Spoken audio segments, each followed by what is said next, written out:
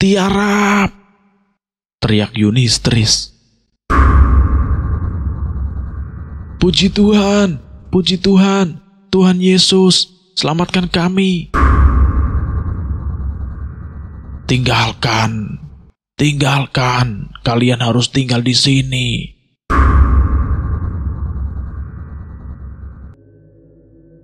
Assalamualaikum warahmatullahi wabarakatuh. Jumpa lagi bareng Bobby di Lentera Hitam. Tentunya yang akan menceritakan kisah misteri pendakian gunung. Pada kesempatan kali ini saya akan melanjutkan cerita yang sebelumnya. Cerita yang berjudul Teror di Gunung Dempo. Cerita ini ditulis oleh Aras Anggoro. Terima kasih buat penulis yang sudah mengizinkan kami untuk menceritakan kisah ini. Bagaimana kelanjutan kisahnya? Kita langsung saja ke ceritanya. Cerita horor dimulai.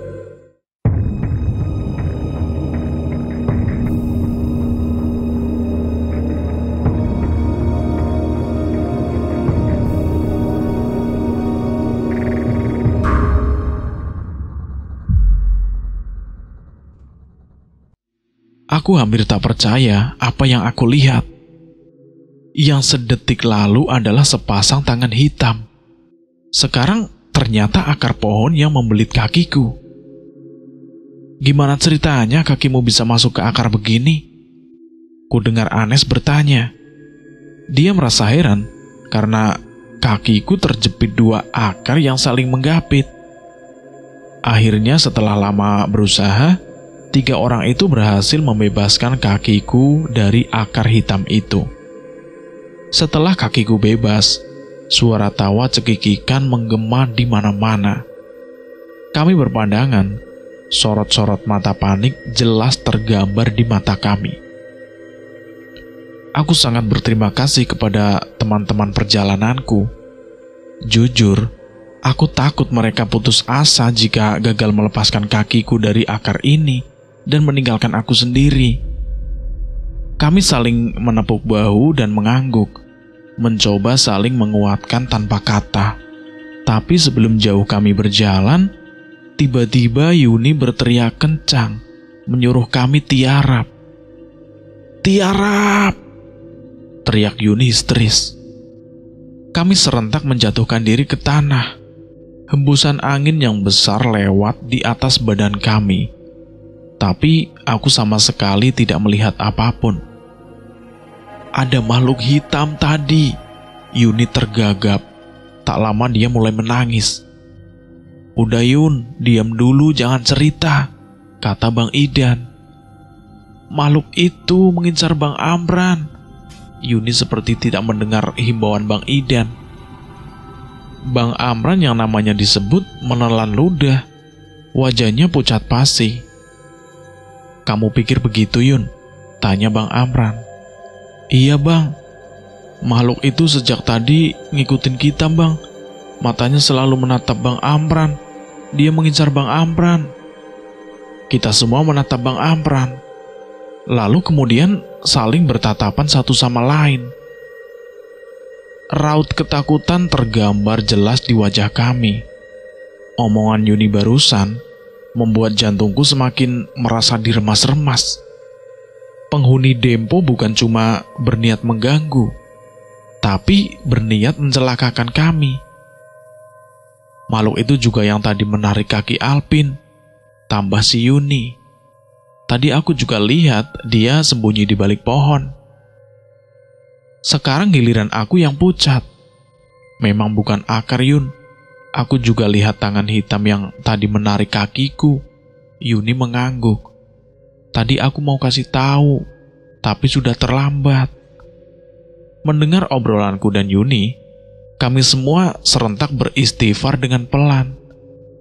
Sudah, kita jangan berpikiran negatif.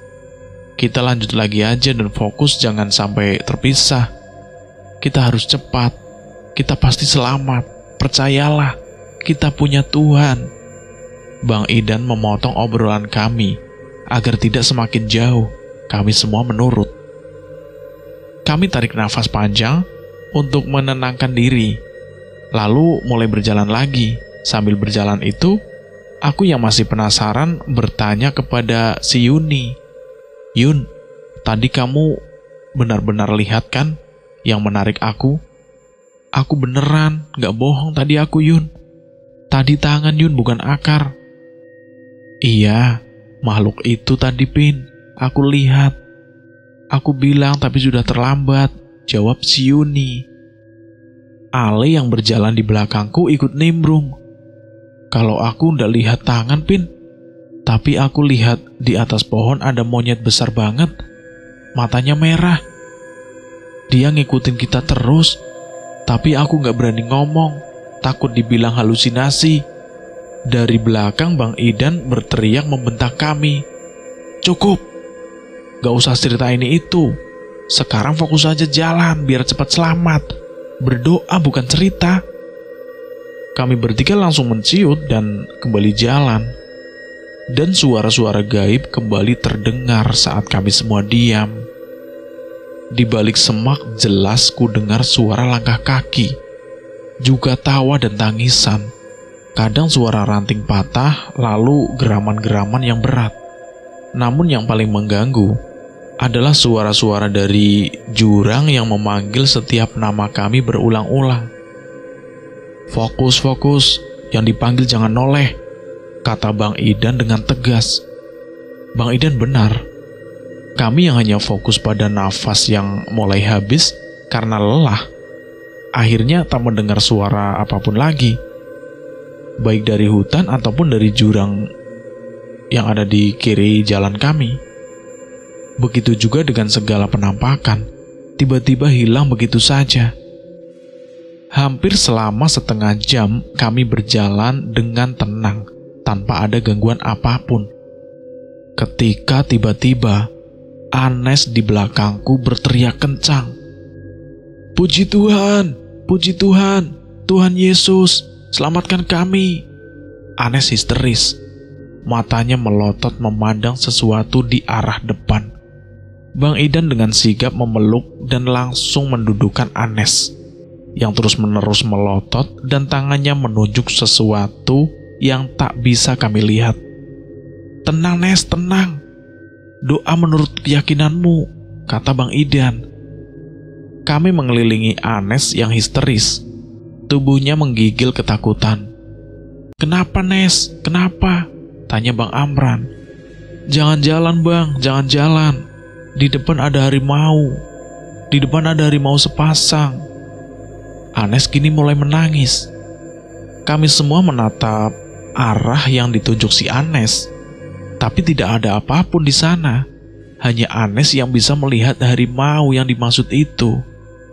Di sebelah Anes, Yuni mulai ikut menangis sambil berdoa. Wajah Anes basah oleh peluh.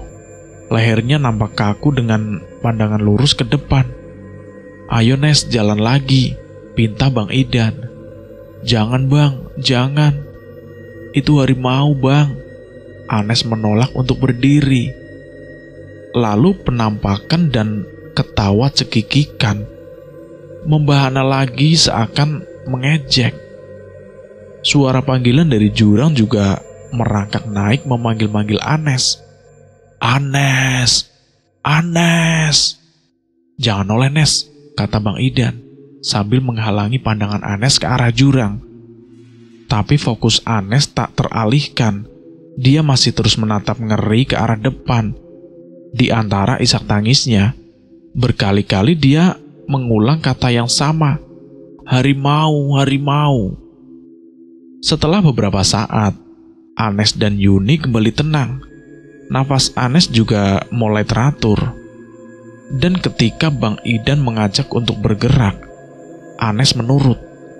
Kami berasumsi sepasang harimau yang dilihat Anes itu sudah pergi.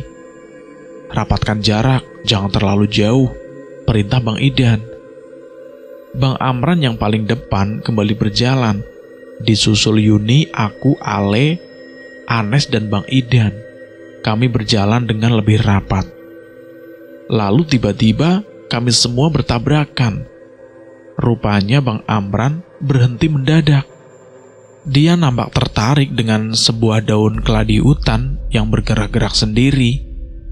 Dengan santai dia memperhatikan sambil menyoroti daun yang bergerak ganjil itu dengan senternya.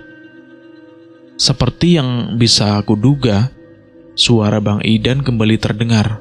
"Am, kenapa berhenti? Ngapain nyenterin daun keladi?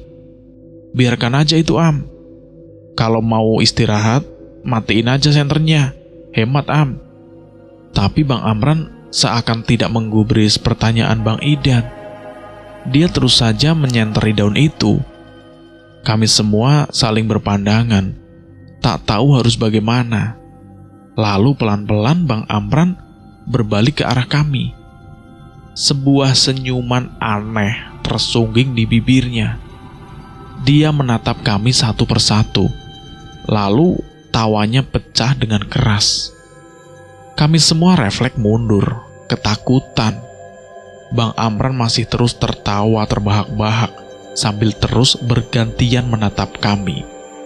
Lalu dengan suara keras dia menyanyikan ref sebuah lagu yang sedang ramai diputar di radio. Bang Idan langsung maju, tapi Bang Amran melompat mundur sambil terus bernyanyi dan tertawa. Dan seperti bukan gerakan manusia, tiba-tiba saja Bang Amran melompat ke pohon terdekat.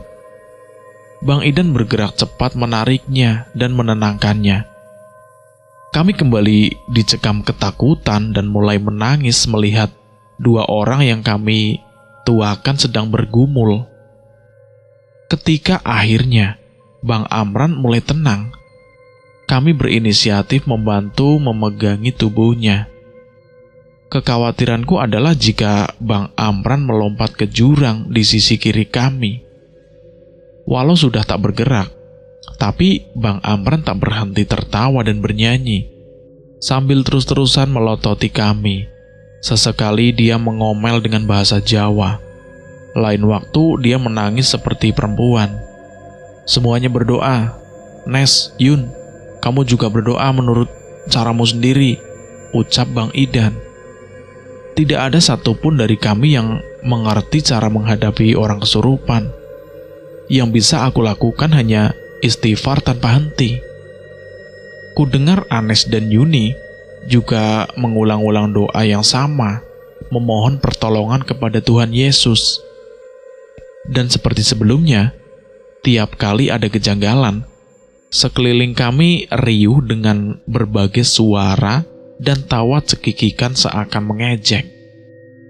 Aku sempat melihat sekilas ke pohon besar di belakang kami, tapi aku langsung membuang muka. Di sana berkumpul banyak kuntilanak, pocong, dan genderuwo. Sadar karena tak bisa berlama-lama di tempat seperti ini, Bang Idan memegangi Bang Amran dan mulai berjalan lagi. Senter diserahkan kepada Anes yang terpaksa berjalan paling belakang. Beberapa kali Bang Amran tersadar dan bertanya kepada Bang Idan, "Heh, aku kenapa, Dan?" Tapi tak lama, dia mulai kesurupan lagi. Matanya kembali melotot dan marah-marah, menebarkan ancaman bahwa kami tak akan bisa selamat dari gunung ini. Sesekali dia juga berkata dengan marah, "Tinggalkan, tinggalkan, kalian harus tinggal di sini." Tapi kami tidak mengerti maksudnya, apa yang ditinggalkan, atau siapa yang ditinggalkan.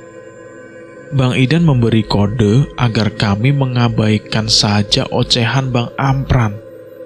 Ucapan itu dia ulang terus, tapi kami tidak menghiraukannya. Tak lama berjalan, kami tiba di sebuah tempat yang lumayan datar di bawah sebuah pohon. Tempat datar itu kira-kira sekitar 1 meter persegi. Di situ kami beristirahat lagi. Sesungguhnya aku tak tega pada Bang Idan. Sambil terus menjaga kami, dia juga dengan ketat memegangi Bang Amran yang selalu memberontak sambil marah-marah. Tapi keadaannya memang sungguh berbahaya. Tidak perlu melompat ke jurang di sisi kiri. Jatuh di turunan-turunan ekstrim ini pun akan fatal akibatnya. Di tempat istirahat ini Bang Idan memejamkan matanya sambil tangannya terus merangkul Bang Amran. Aku mendekati Ale yang sejak tadi hanya diam dan mengajaknya ngobrol. "Le, maksud Bang Amran apa ya teriak-teriak ditinggalkan itu?" Tanyaku kepada Ale. Tapi Ale seakan tidak mendengar pertanyaanku. Matanya menatap kosong pada satu titik di belakang pohon. Jari tangannya saling menggenggam dengan erat dan dililit menggunakan sail. Aku mengulangi lagi pertanyaanku karena kupikir Ale tak mendengar.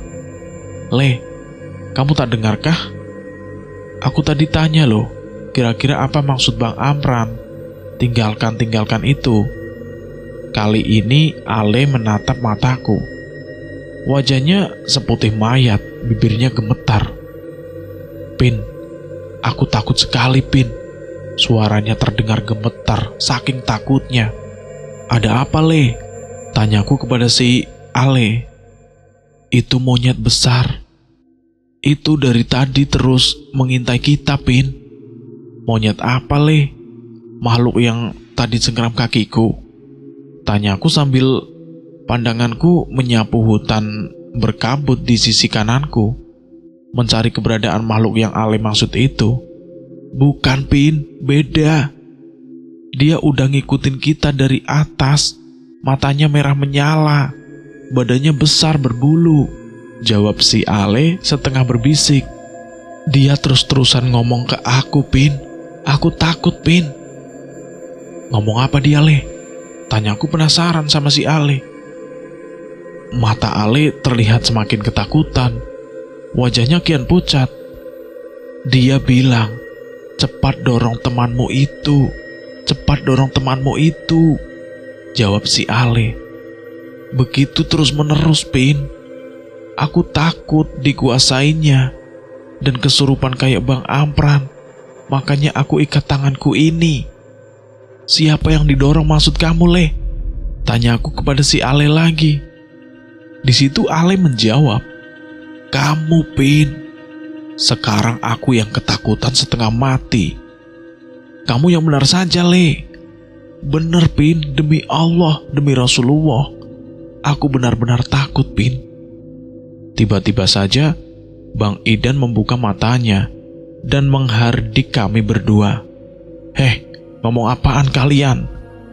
Lalu Ale menjelaskan yang sebelumnya sudah dia ceritakan kepadaku.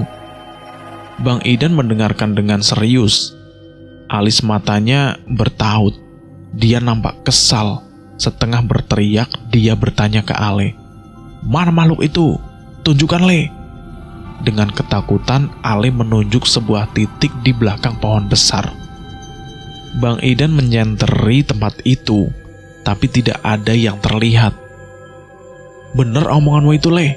tanya Bang Idan lagi. Ale mengangguk pelan. Nafas Bang Idan naik turun. Nampaknya dia semakin muak dengan keadaan ini.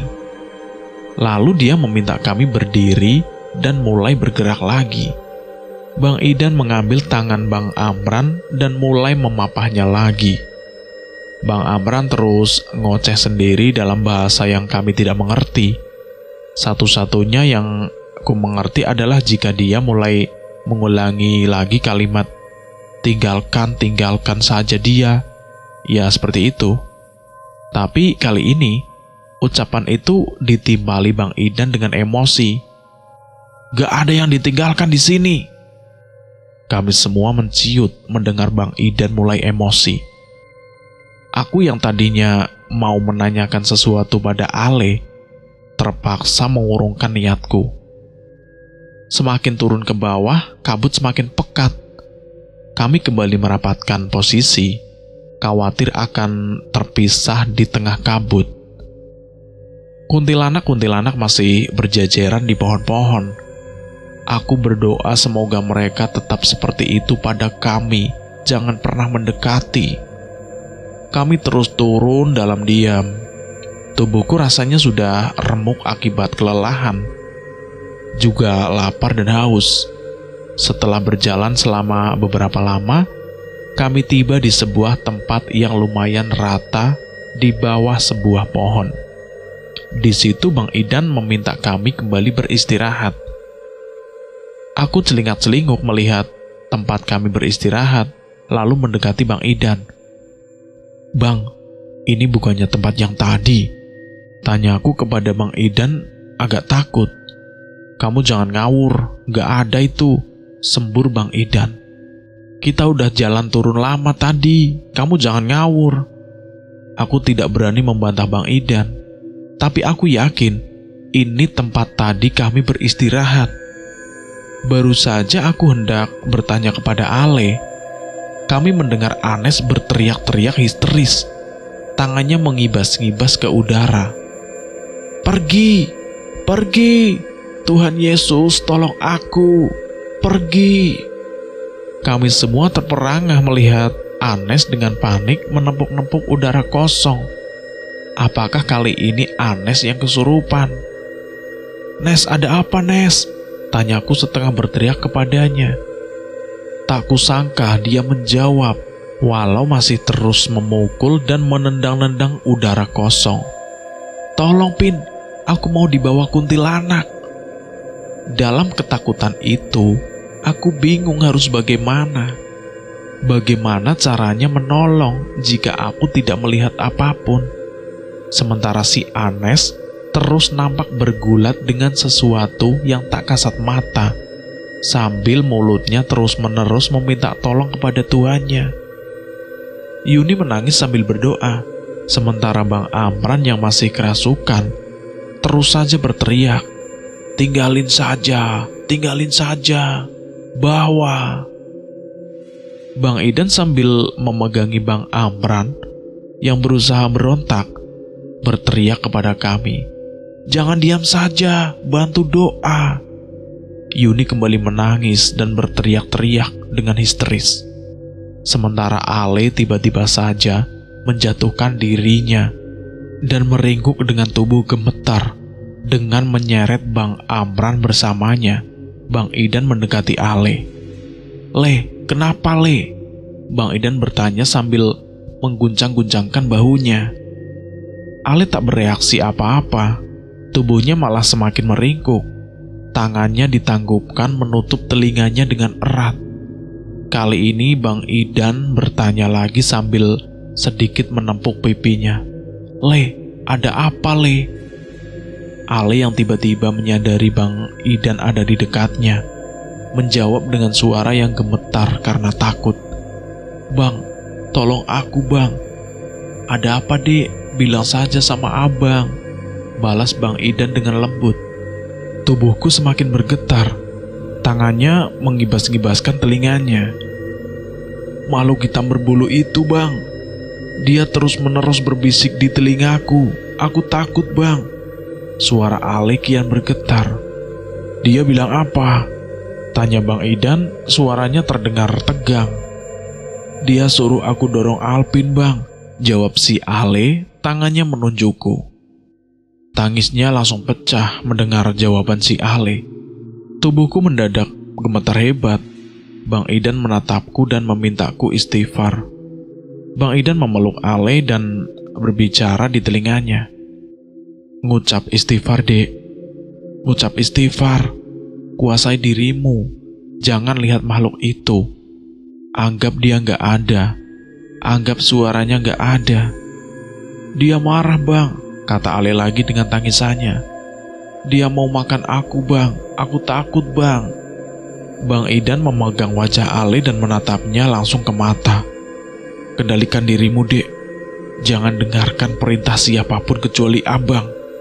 Lalu ku dengar Anes yang masih terus bergulat dengan sesuatu yang tak terlihat berteriak dengan kencang. Seketika angin seperti berhenti. Kekacauan itu hilang begitu saja. Kulihat Anes duduk bersimpuh. Tangannya tertangkup di dada dan terdengar mengucap syukur. "Terima kasih Tuhan, terima kasih Tuhan," ucap si Anes. Bersamaan juga dengan si Ale nampak mulai menguasai dirinya lagi. Dia bangkit dengan lemah. Kami mendekati Anes, lalu berpelukan dan saling bertangisan. Hanya Bang Idan yang tetap duduk sambil masih memegangi Bang Amran yang sepertinya tertidur. "Kenapa tadi, Nes?" tanya Bang Idan. "Kunti dan Pocong, Bang. Mereka mau bawa aku," jawab Anes. Nafasnya masih naik turun. Keringat dingin menetes di dahinya. "Mereka bilang juga mau ambil Alpin, Ale, Yuni, dan Abang." Kami saling berpandangan mendengar ucapan Anes. Bang Idan kulihat sedang memperhatikan kami satu persatu. Mungkin dia menilai kondisi kami. Kemudian dia melihat ke sekeliling kami, ke hutan di kanan dan jurang di kiri kami. "Masih kuat kalian jalan?" Kami menjawab serempak. "Kuat, Bang." "Pin, kamu pakai kaos dalam kan? Coba kamu buka, Pin." Kali ini Bang Idan bertanya kepada aku. Aku tidak mengerti, tapi tidak juga bertanya.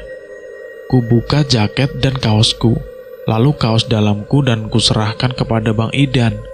Kaos dalamku itu lalu disangkutkan pada sebuah akar yang menculat dari gundukan tanah. "Ayo, gerak lagi," kata Bang Idan setelahnya.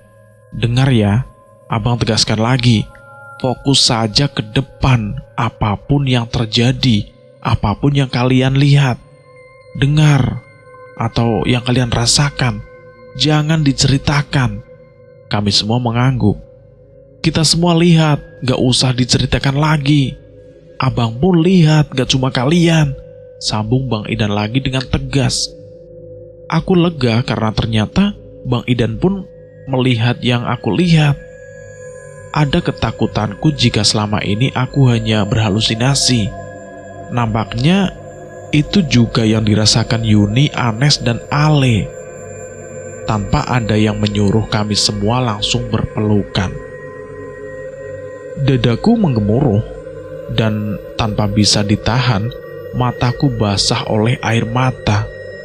Begitu juga dengan teman-teman yang lain. Bang Idan memeluk kami semua dan menepuk-nepuk bahu untuk menguatkan. Sudah. Pokoknya mulai sekarang saling jaga saja ya. Ingat, di sebelah kiri kita jurang menganga. Jaga teman-temanmu." Kami semua mengangguk. Setelah berpelukan, rasanya ada energi baru di tubuhku. "Dek, kamu lihatin Anes. Jangan lengah. Kamu juga, Nes, doa terus menurut keyakinanmu. Fokus jalan, jangan toleh-toleh, ya." Aku dan Anes mengiyakan. Kami mulai bergerak lagi. Bang Idan berjalan paling depan sambil terus memegangi Bang Amran.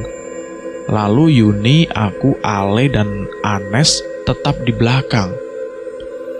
Mulai dari sini gangguan-gangguan semakin meningkat. Tangan-tangan kurus menggapai-gapai dari semak. Kepala yang menggelinding, kuntilanak berkali-kali melintas di depan, kadang di atas kepala kami juga. Di suatu waktu, Yuni berteriak meminta tolong. Rupanya rambutnya ditarik oleh kuntilanak yang terbang di atas kepalanya.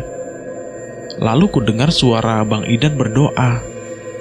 "Nenek buyut, maafkan kami, Nenek buyut. Tolong jangan ganggu kami, Nek. Jika kami ada kesalahan, kami minta maaf. Nenek buyut, mohon maafkan kami." Hampir 1 jam berjalan, kami sampai di tempat yang tidak asing buatku. Kakiku langsung lemas saat melihat kaos dalam putih tergantung di akar.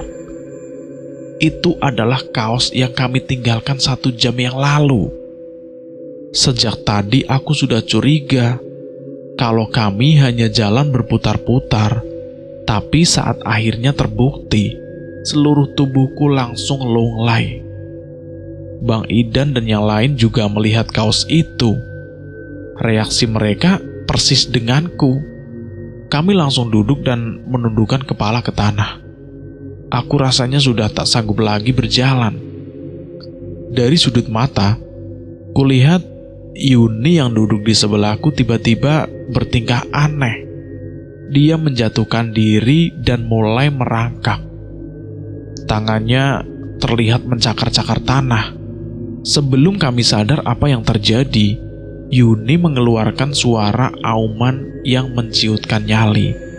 Bulu kuduku menegak, tapi menyadari di depan kami adalah jurang yang menganga. Dengan cepat aku menangkap Yuni yang sedang mencakar-cakar dahan pohon sambil meraung. Aku khawatir kalau Yuni yang sedang kerasukan akan melompat ke jurang. Tapi usahaku dipatahkan dengan mudah. Aku hampir tak percaya Yuni yang bertubuh kecil bisa melemparku begitu saja. Kedua temanku yang lain, Ale dan Anes, membantuku. Tapi kembali mereka dibanting begitu saja. Kemudian secara bersamaan kami bergerak dan menangkap si Yuni. Bang Idan tidak membantu kami karena Bang Amran juga memberontak berusaha melepaskan diri sambil marah-marah. Nafasku memburu, irama jantungku berdekap lebih kencang, tak beraturan. Aku dan Ale yang memegangi tangan kanan dan kiri si Yuni dibanting ke sana sini dengan mudah. Tapi kami masih terus menolak melepaskannya. Anes yang memegangi Yuni dari belakang juga tak luput dari amukan si Yuni. "Nenek buyut, maafkan kami nenek. Tolonglah kami nenek." Ku dengar suara Bang Idan mengiba memohon maaf. Yuni menatap mata Bang Idan lekat, lalu berlahan menjadi tenang. Dia tak lagi mengamuk dan bergerak liar. Tapi geraman-geraman itu mirip harimau, masih terus terdengar dari mulutnya. Begitupun yang terjadi kepada Bang Amran. Dia pun mendadak menjadi tenang, matanya tertutup. Aku mengucap syukur dalam hati. Alhamdulillah, alhamdulillah, alhamdulillah. Kulihat Bang Idan menarik nafas panjang beberapa kali. Dia nampak sudah sangat kelelahan. Aku berdoa semoga Allah melindungi kami, terutama Bang Idan.